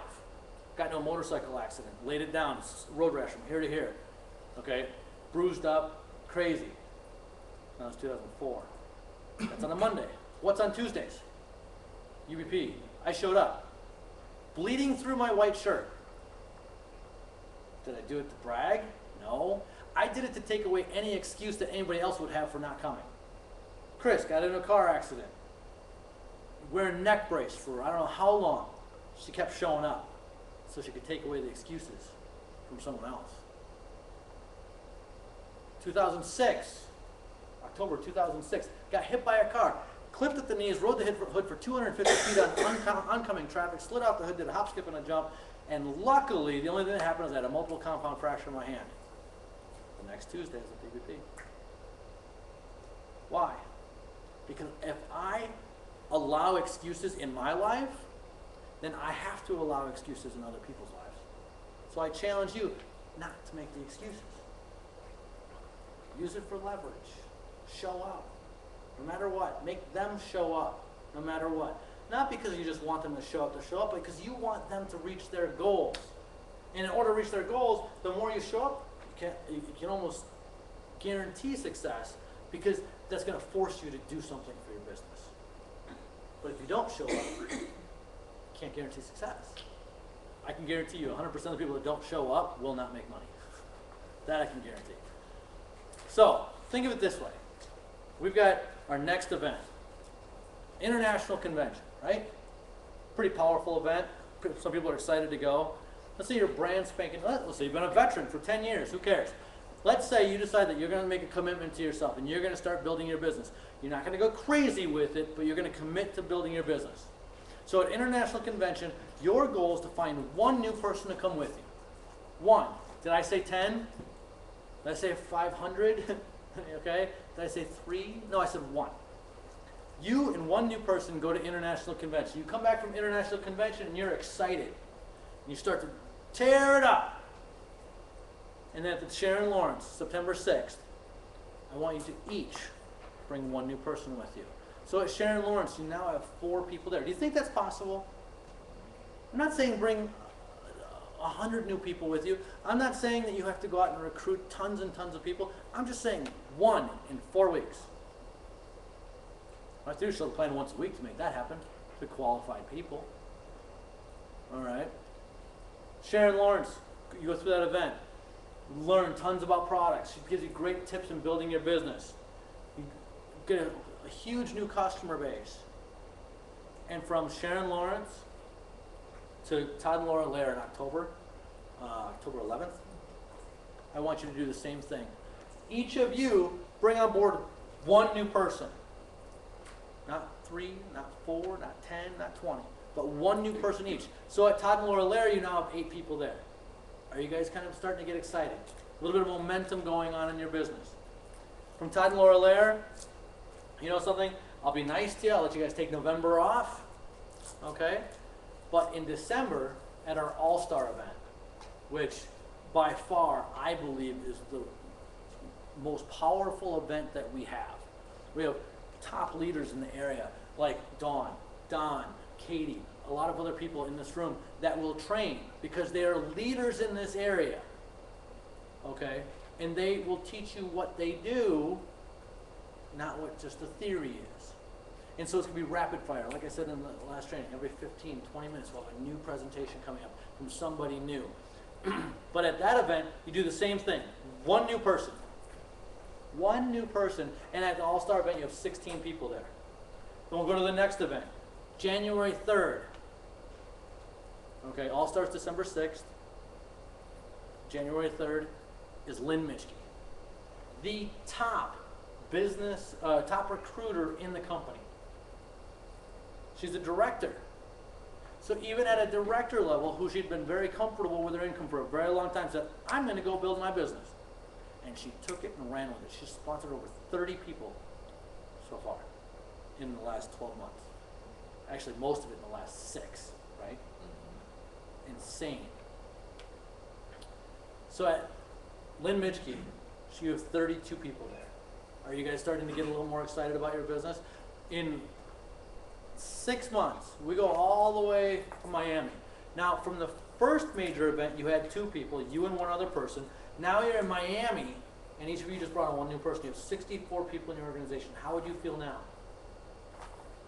You'd be a little more excited, wouldn't you? Because things are really going to start rocking and rolling. The momentum will keep going. Do the same thing. I'm not saying go crazy. One new person. From Miami to our March event. Do you have the dates in there? Okay. What's March? 14. March 14th. I don't have the speaker for you, so I don't have the date. I have the date, I just don't have the speaker for you. Okay. March 14th, you have 128 people. In April, we go to regional convention in Middleton, and you have 256 people with you. 255. Is that okay? All right. Would you be excited? And then April, May. We have nothing in May. We have nothing in May. Then we go to Regional is the 17th and the 19th. okay. Regional is the 17th to the 19th of April. So we didn't do anything in May. And then in June 13th, you'll have 512 people there. Just by everybody doing a little bit. I'm not asking for anybody to be a rock star, but if you can show the plan once a week and duplicate showing the plan once a week to everyone in your organization, do you think you'd be doing okay? And then finally in June 13th, you have 1,024 people in your organization. Would you be okay with that? Will all of them be in the local area? Probably not. But 1,024 people. Now, how many of you are sitting back going, yeah, right, Tom, that doesn't work? Anybody? Well, thank you. Somebody's real. Okay? Does it work perfectly? No, it's not going to work perfectly. But let's say I'm half wrong. Let's say I'm 3/4 wrong. But at the end of the year, you have 256 people in your organization. Jim Winkler had just under that and was making $2,000 a week at that point in 1 year. Can you do it? Absolutely. Are you willing to? Are you willing to duplicate it? It works if you work. Next local seminar, Sharon Lawrence, get your tickets. They're $30 each. Dawn does have some with her. If you join the leadership team, when you're at the seminars, you can actually get 4 for $100. It's a great deal. Makes it less expensive for you to go, and you can sell more tickets to do that.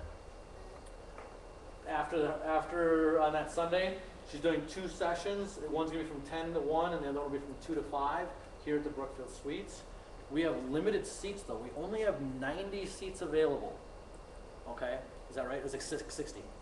How many are left? No, how many seats total for the room? Total, we've got 150, but we're like sold close to. Are we almost sold out anyway? Yeah. Okay. She's in charge of those tickets, so I can ask my right hand. Anyway, all right. You got a piece of paper, write this down.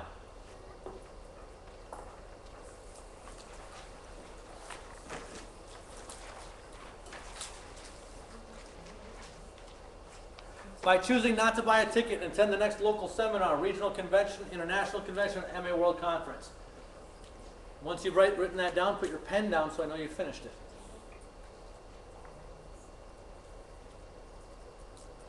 Whether you've done it before or not, I please still ask you to write it.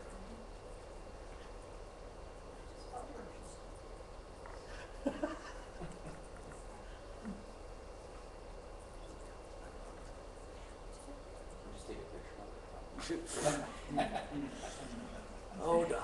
Oh, by the way, hi, Miami. Lazy. Lazy? We've got people in Miami and in Colorado watching. That's why I've got most of the jokes politically correct. Some of them went off key, but you know.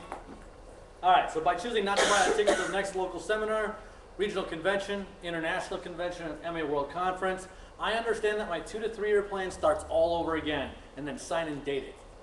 After you've signed and dated it, please send it up to the front of the room. Just kidding.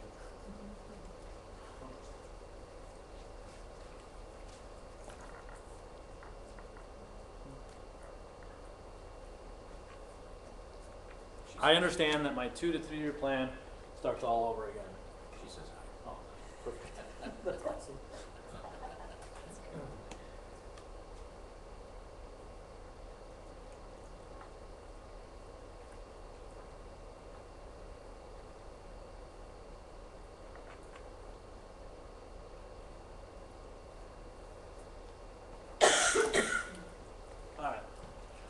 International Convention.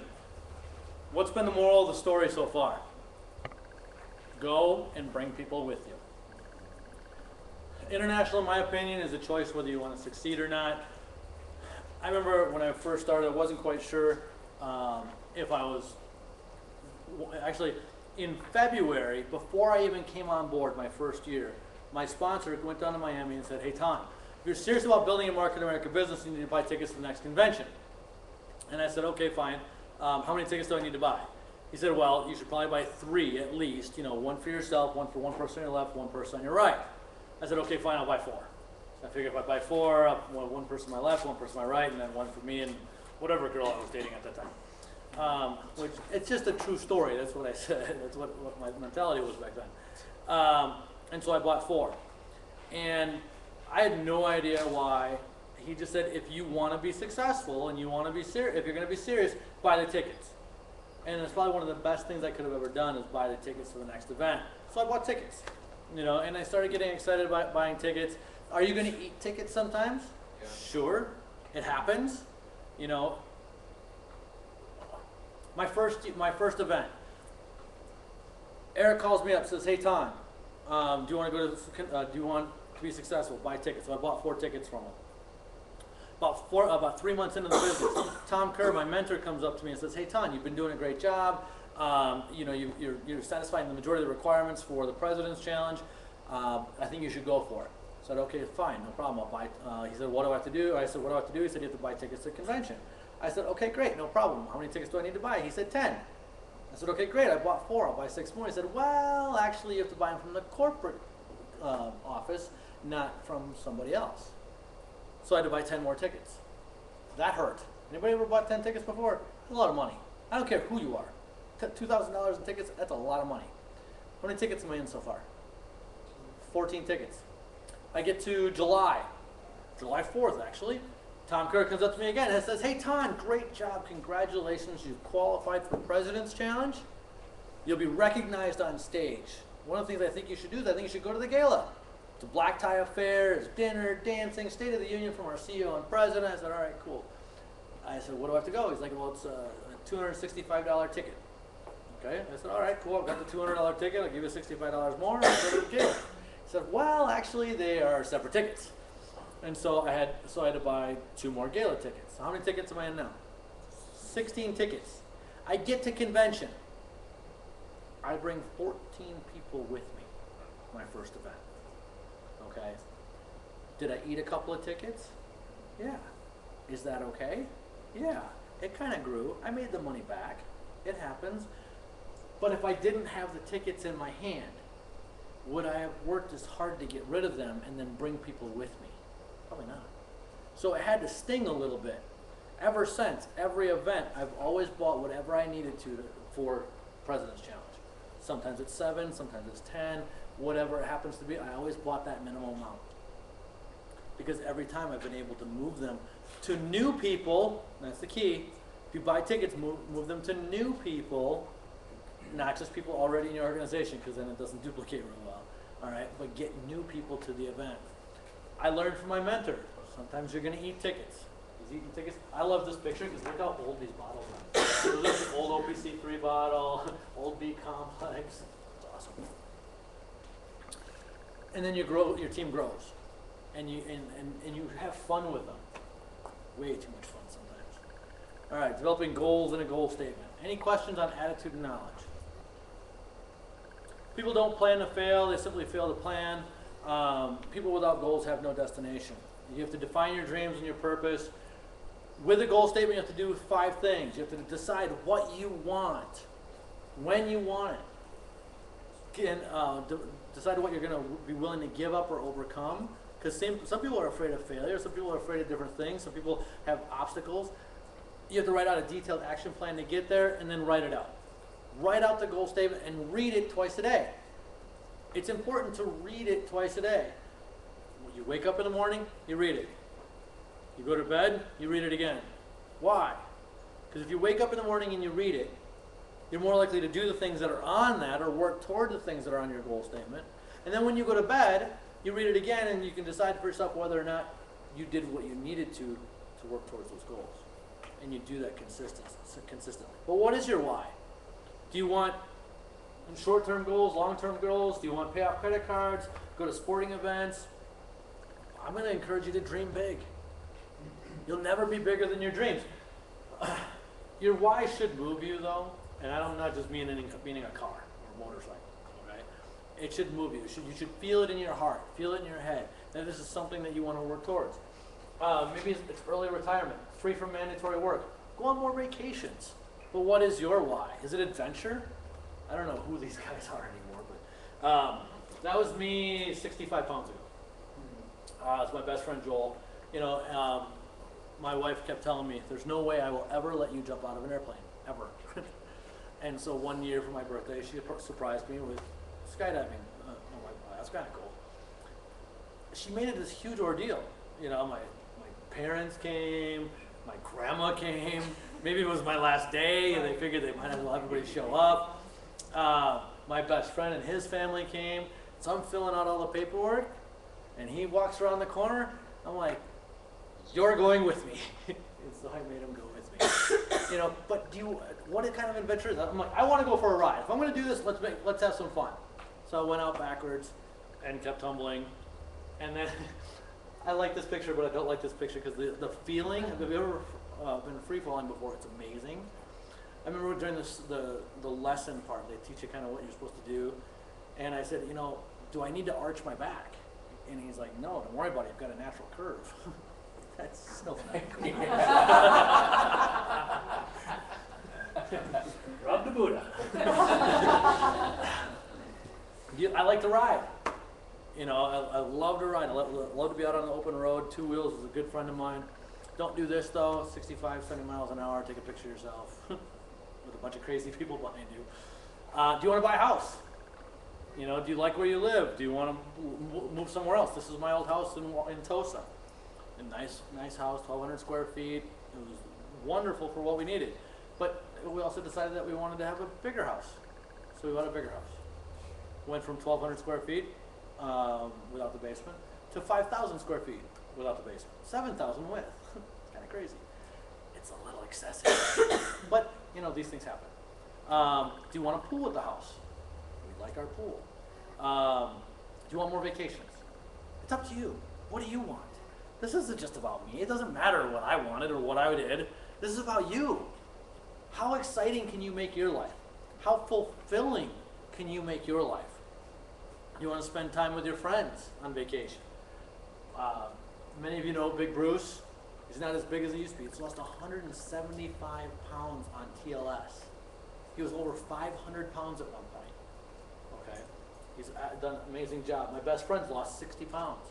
We completely look like different people now. His wife has got a really long arm. We just joke about that because in the picture she says she's got a long arm. So if she ever watches the video, I always point this out. Is it your spouse? To me, this is what life's about. It's about spending time with my family. My wife is my best friend. We love to travel together. We love to do things together. If I could just get her to golf, we'd be fine. All right. Instead, I spend time with her shopping. Whatever. Happy wife, happy life. Doesn't matter. We spend time together. We laugh together. We cry together. Whatever it takes. She's on my Forbes 100. She's my rock. And so whatever I can give her, the better. You want to spend time with your family. These are my two girls that have gotten much older since this picture. That's Emma and Ella. They start out young, but they get bigger quickly. One of my favorite pictures with Ella, me trying to teach Emma how to not have a slice, not a good idea. And they grow up, and you know, Ella looks up to her bigger sister Emma, and we just have so much fun together. I know my youngest doesn't want to be stuck in a cubicle. You know, do you want to get out of your job? Do you want to work for somebody your whole life? Do you want more? Because if you want more, no matter what you want, we can help you find it. Do you want more money? What is your why? Get to the root of your why. Get to the root of your people's why. When you sit down with somebody, find out what their pain is. Find out what they're looking for, what they want out of life, what they want for money, what they want for a financial position, what they want for their family. If you work on finding out more about them and what they need, you'll help them get where they want to go. But all of a sudden we said, you want to come to the next meeting? You want to come to the next meeting? You want to come to the next meeting? And people get meeting to death because they don't want to go to the next meeting. But if I say, if you're serious about being a stay-at-home mom, I can help you get there, then this is what you're going to need to do next. It's not about going to a meeting anymore. It's about helping them get what they want. But when you find out what's important to somebody, then you can use it as a 2x4. You don't want to go to a convention, I understand. But if you don't want to go to a convention, that must mean that you're not as serious as you said you were about what you said you wanted. I get it. It's okay. We'll just start over afterwards. If you don't have a why, which was one of my problems. When I first started, I was making 2 six-figure incomes. Okay, I had anything and everything I wanted. Okay, my roof starts leaking. I called Jason, come fix my ceiling quickly. All right, whatever. There was a problem, I took care of it. Didn't have to think twice about it. And so when it came to this business, I didn't have this huge, massive why. The only thing I could do is say, Ty, I want to make a 6-figure income. What are the steps that I need to do to get there? You drew them all out, said do this, this, this, and this. And so I just did that. I treated it like a job for myself. I worked the hours that I was going to work, and I just did the tasks that was necessary. I didn't think twice about it. I didn't have to wake up and, oh my gosh, I need this so bad, for this particular reason. I just went and did. And that's what some people have to do, and that's okay. Use it if you need a GPS for it, a roadmap. Use the local challenges. We have a lot of fun at the challenge receptions. We always have dinner at my place afterwards. Identify a mentor, whether it's in the business or not. This was my mentor. That would be Ty Clinton, long hair. All right? But here's the thing. When Ty came on board, that's what he looked like. A lot of you would have prejudged him and not approached him. But now he's a director. He's $1 million earner. And his sponsor doesn't have to worry about volume anymore. Okay? Don't prejudge. You never know what somebody else's situation is. And now this is him now. 4 beautiful kids, twins. This was my mentor. Anybody know who that is? It's my mom. Okay. My mom was an amazing lady. I mean, she was born in Vietnam, came over here when she was 18. She has 6 other siblings that are still back in Vietnam. She's the only one out of her family to be here. And she built her life and gave me a life from nothing. Went to 14 schools before I made it to high school. She'd switched jobs just as many times, whether it be because she was blackmailed, extorted upon, whatever it may be, threatened to be sent back to her country. Late 70s, early 80s, there was a lot of prejudice against Vietnamese. Okay? So she did whatever she had to do, and she made it happen. And that's what it was about. It was about making things happen. And that's what she did, so that's why she's my mentor. But translate your goal into an action plan. You want to earn $78,000 to $109,000 a year? You have to have 2 legs qualifying weekly in 2 to 3 years. You need leaders in each leg. Each legs don't depend on anyone, so I say get 4 leaders on each side, so 8 leaders total in 12 months. Set target dates for the achievement. Measure your progress. Adjust the dates or the goal to be in line with reality. Are you going to have obstacles? Sure. You're going to have emotional obstacles. Maybe you're kind of a timid person. Okay. Bring someone who's not. Have them help you. Fear of what other people think. I've already been through that one. Fear of public speaking. Anybody here not want to talk in front of a crowd? She does intro. She's a product trainer. You do intro. Great. I'll tell you, I am nervous every time I come back in front of the room. Whether it's for an HBP, whether it's for trainings, whether it's for the UBPs, seminars. I get nervous every time. Why? Because I want to make sure I do a good job for you. I know the material, okay, but I want to make sure I do a good job for you so that you get the most out of it. And that's what most of our fears are now. In the beginning, I just didn't want to be in front of people. My first HBP, big flip charts, right? We used to use dry erase markers on them. We wipe them off. Standing in front of the room, 7 distributors, 1 guest. And so I'm going through the plan. First time I'd ever done it in front of any kind of group. I'm a sweater. I sweat. I can sweat on a cold day, standing up, just breathing, okay? And so I'm in front of this room on a hot summer day, and the guy won't turn on air conditioning either, so it doesn't help me at all. So I'm going through the plan. I'm writing on it, and I'm wiping things off, writing on it, wiping things off. And halfway through the plan, I did this. I looked at my hand, I looked up, everybody started laughing. I had black dry erase marker all over my hand, and I had just given myself a skunk stripe. It wasn't funny then either, you know. But what's nice is that it was never going to be that bad again ever. And so every time it got better. I remember I went to an moving up seminar on Utopia. JR was there. So I went up to JR. I said, you know something? I've got this thing that it's hard for me to speak in front of the room because I sweat. He's like, have you seen me on stage? That guy sweats more than everybody I know combined, all right? And ever since, I was never worried about it. Do I still sweat? Sure, whatever, it doesn't matter. I'll tell you, losing 65 pounds makes it so I don't sweat as much either, but I'm more comfortable. Sometimes the fear of public speaking or whatever fear you have, you just have to deal with it. Keep moving forward, whether you like it or not, if you want what you say you want. Scheduling obstacles, recreational, civic, church, family, employment, all of these things you can work around if you make the choice. All of them. My vacations, I would book, I was the UBP coordinator for 6 years. I would book my vacations around the UBP. I would leave Wednesday, and if I was going to miss one, I'd miss one and come back before the next Tuesday so I wouldn't miss another UBP. My kids were born in December, so I wouldn't miss convention.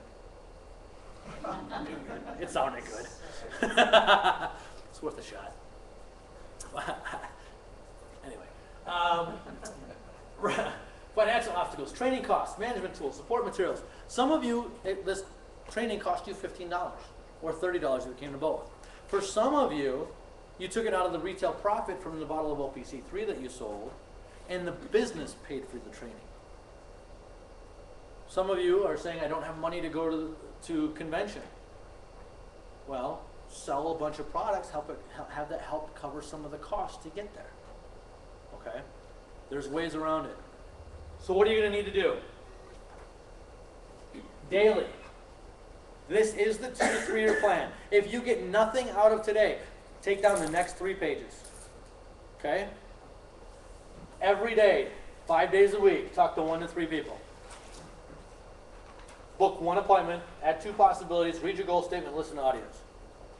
Talk to 1 to 3 people, book 1 appointment, add 2 possibilities, read your goal statement, listen to the audio. Actually, if you just did this, forgot everything else that I told you all night tonight, you could be successful in your business. Just do these tasks. Keep doing it day after day after day after day. Master the mundane. But by doing this, talk to 1 to 3 people, book 1 appointment, add 2 possibilities, read your goal statement. Think of it, 3-1-2. 3-1-2. 3-1-2. Every day. By doing the daily, it'll complete the weekly steps. Show the plan once a week. Follow up with a prospect.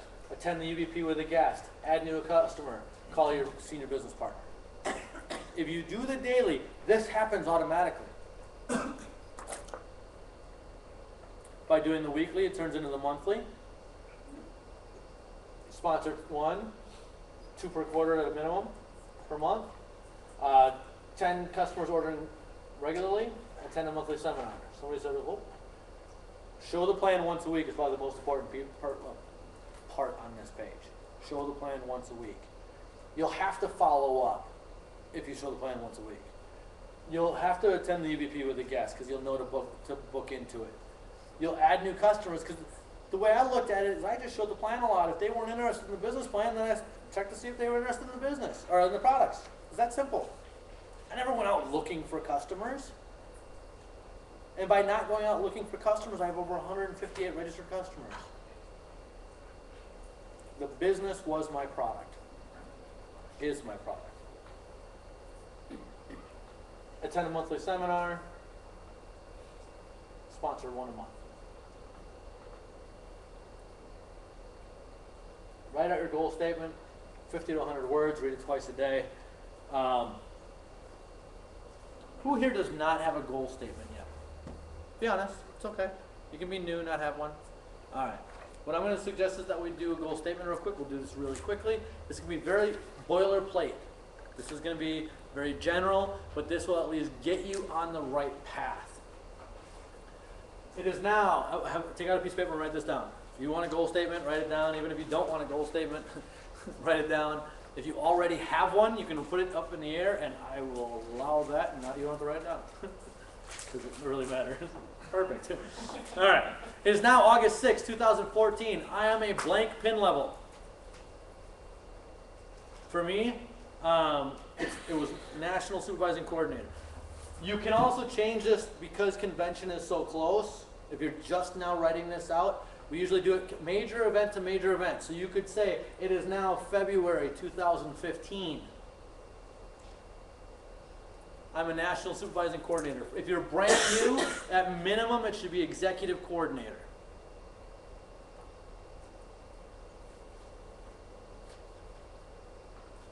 At minimum it should be Executive Coordinator. I'm earning at least blank per month. I have personally sponsored blank number of people. Based on the 2 to 3 year plan, what does it say? 1 per month, right? So if you're going to go to convention in August, should be I have sponsored 1 new person. If you're going to go to Miami, you're going to say I've sponsored 7 new people. At a very minimum, if you're part-time, it should be at least 2 people, because you have to be activated in order to at least be a pin level to earn commissions.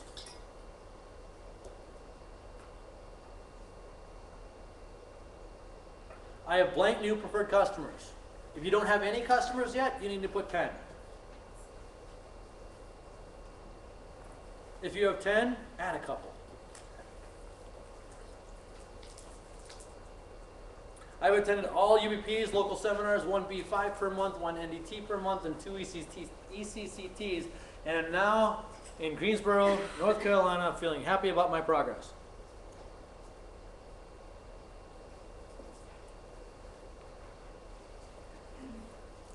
Once you've written that down, you can put your pen down so I know you passed it.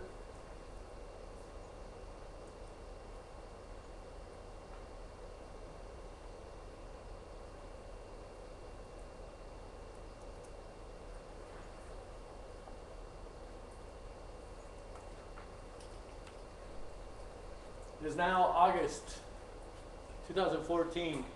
Actually, I'm going to put what I'm going to write because I'm going to rewrite my goal statement over the next 2 weeks. All right, because I want to rewrite it sort of prepared, rolling into convention for the next one. It's now August 6, 2000, or it's now February 2014. I'm a National Supervising Coordinator. I'm earning at least $10,000 per month. I have personally sponsored 10 new people into my organization. I have blank new preferred customers. We'll call it 2. I have enough. I'm not too worried. Okay. I've attended all UBPs. Actually, you know something? I'll say I'll have 10 new preferred customers, of which I'm going to give 8 of them away. Let somebody else manage them, but still get the volume from it. I've attended all UBPs, all local seminars, 1 B5 per month, 1 NDT per month, and 2 ECCTs. That'd be for you. For me, I'll be like, I've trained 1 B5 per month, 1 NDT per month, 1 ECCT per month. I'm now in Miami, Florida, feeling happy about my progress. I've given up time watching TV, golfing, time on my Harley, time with my kids. Giving up time sleeping. You can't give anything else up. Give up sleep. You'll want the sleep back, so you'll work harder. so I can achieve my long-term goals. I did not let anyone steal my dreams or the dreams of my family. Now here's what you want to do. You want to add an action plan to this. I don't know what your goals are. If you want the 2 to 3 year plan, 3-1-2. Talk to 3, book 1 appointment, add 2 possibilities. You want to fast track, which I'm going to suggest that you and your teams put together an accountability and do a fast track. Do 10-3-2. If you can do it for 90 days, great. But just if you can't do it for 90 days, do it for 6 weeks. See what happens. See what happens after 6 weeks of talking to 10 people a day, booking 3 appointments a day, and adding 2 possibilities. Now, in the beginning, that's going to seem like a lot because you're booking a lot of new plans. But after the first 2 weeks, now that's going to be incorporating a lot of follow-ups into it also. So it's not all new plans. Even though it's 3-1-2, you're booking 1 plan a day, that doesn't mean it's 1 new plan per week or per day. It's about 1 new plan per week, if that makes sense. Booking 1 appointment every day, but it's not always new plans. It could be follow-ups, it could be product related, it could be a lot of things. But a minimum of 1 new plan per week with 3-1-2. Sign in dating. And use that as your goal, as your goals for now, until you get more clear on what your dreams are, what your vision is, what you really want to accomplish. Put it in future present tense. Feel where you want to be. You want a new car? Go test drive a new car. You want a new house? Go walk through the house. Go tour some models.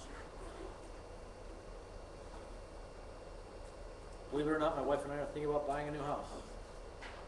Thinking about buying a newer house. Why? I don't know. That's what my wife said the other day. Let's buy a newer house. Alright. So what are we doing? Last 4 or 5 days straight. When my wife gets something on her mind she wants to do, she goes at it. Last 4 or 5 days, all we've done is tour different model homes. What do we want? What do we want? Why? Because it's fun. But then you put yourself in that position.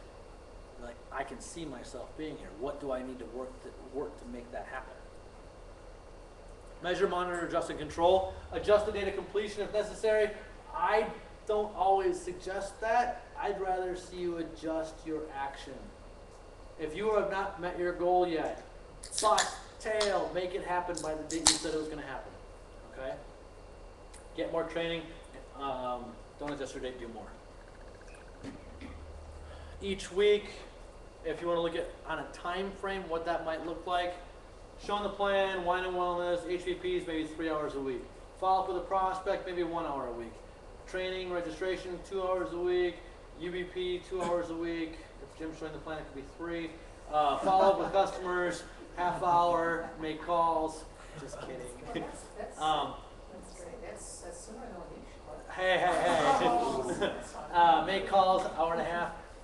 If I was new, a veteran, I don't care what it is, this is the one you focus on the most, because if you focus on making the calls, everything else happens. For anybody that likes to take pictures of my slides, I change them every other week. No, I'm kidding.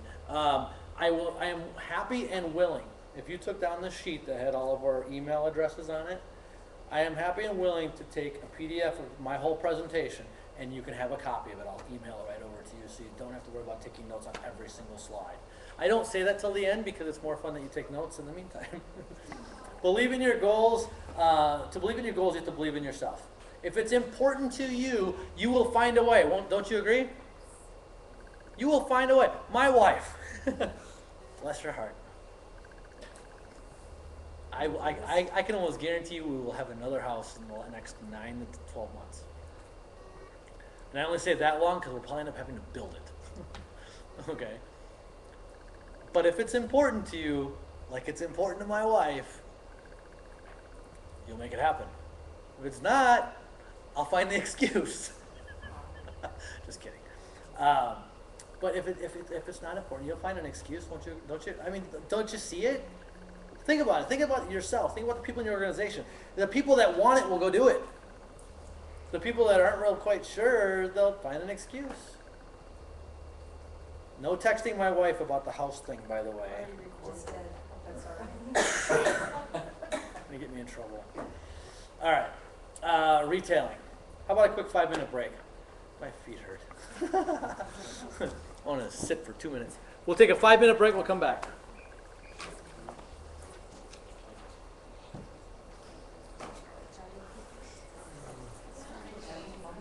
Huh?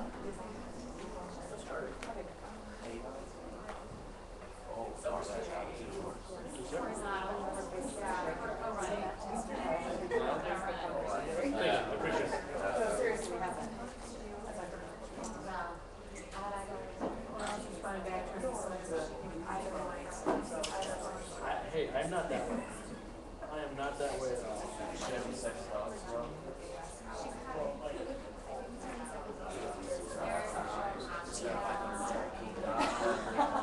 Who said that? Oh. 5'11".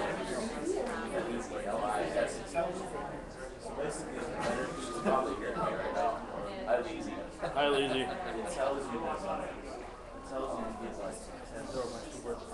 I know, I was gonna do that.